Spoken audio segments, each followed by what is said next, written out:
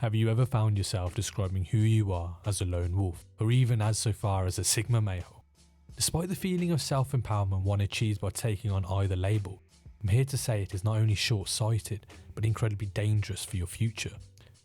With the breakdown of many facets in the society we live in today, including the likes of religion, community, and the way we interact, which is becoming more and more reliant on technology, it is no wonder we are becoming more atomised and secluded. As a result of the individualisation, there is an emerging rise of ideologies which are geared towards the individual, and presenting the idea that doing things on your own is the best way forth.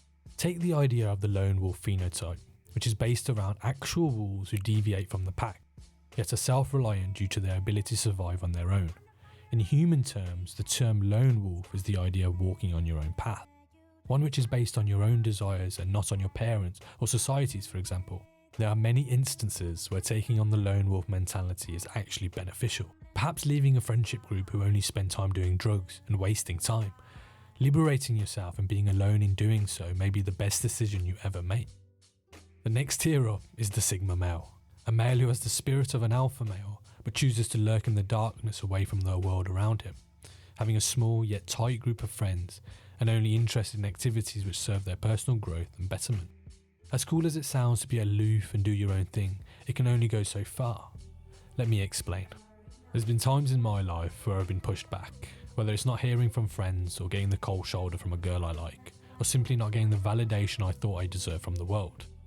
Times like that have led me to go, f it, I don't need anyone else, I can do this all by myself, and ultimately I'll show them. But that is precisely the mentality that I'm arguing against today. The idea that you can surrender everything outside your very self, including relationships and the trust in other people, which I fervently believe is energy misaligned.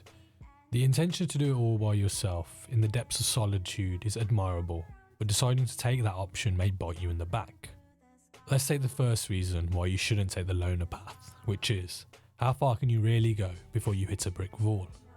Severing ties with your friends or people that you would usually speak to could be enthralling at first, a feeling that you don't have to listen to their rubbish and you can just focus on things that matter.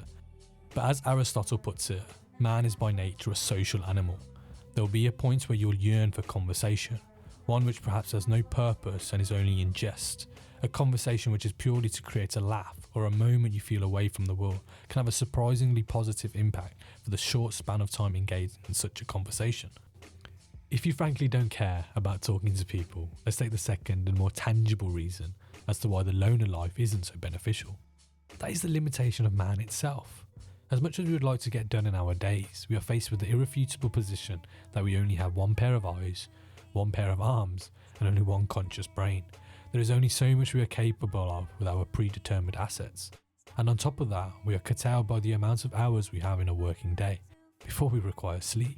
Imagine if you're working on a project and instead of just one person working on it, you have 2, 3, 4, or maybe 5 people. Just envision the level of productivity that can be produced if everyone pulls their own weight. And depending on the amount of people there are, you could literally double, triple, or quadruple the work produced, which would hopefully result in the same multiplier of success. My third and final attack on the loner life is one on happiness. Ultimately, every sane and hopeful person wishes for happiness, to live a life which is peaceful and pleasurable. If we take a definition of the term lone wolf, it describes how the lone wolf survives outside of the pack. They have self-sufficiency, which doesn't require anyone else but themselves. But that begs the question, does our existence stop at survival? Surely there is more to life than just surviving. Survival is the lowest level we should at least conquer. The goal in life should not just be to survive, but to reach far higher planes of existence. According to Plato, the highest and ultimate aim is eudaimonia. In other words, the state of human flourishing, a contended state of being happy, healthy, and prosperous, which I'm sure we can all agree is a state we all long for beyond simply being safe, fed, and clothed. To further reinforce the worthiness of relationships, research suggests relationships are not just important, but they trump most other factors in how much they influence our health.